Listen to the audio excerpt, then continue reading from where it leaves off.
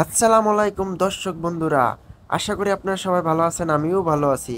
অবশেষে শহীদের গ্রামের বাড়ি, তার বাবার বাড়ি ফিরিয়ে নিল।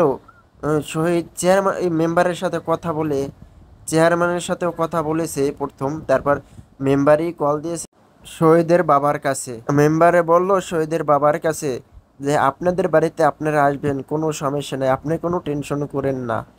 তারপর শহীদের বাবা বাড়িতে যেয়ে শহীদকে অনেক বুঝালো রাত্রে, কিন্তু শহীদের শাশুড়ির চরিত্রটা ভালো লাগলো না এবং তার বউর চরিত্রটাও ভালো লাগলো না। লাস্টে যেসব কথা বলল তার মাকে, নিজের মাকে, শাশুড়ি যে বলল, মানিক খোঁটা মারা কথা বলল তার মাকে, এটাই বোঝাতে চাচ্ছে যে পোলার বাড়িতে বেশি দিন থাকা ভালো না, বউর সংসারে বেশি থাকা ভালো না, পয়সা পয়সা খাওয়া ভালো না, এটাই বোঝাতে চাচ্ছে আর কি।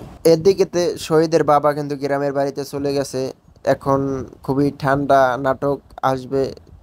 38 নাম্বার খুবই ধামাকা হতে যাচ্ছে। আর দেনা পাওনা 38 নাম্বার পর্ব রোজ বুধবার 2টার দিকে ছাড়া হবে।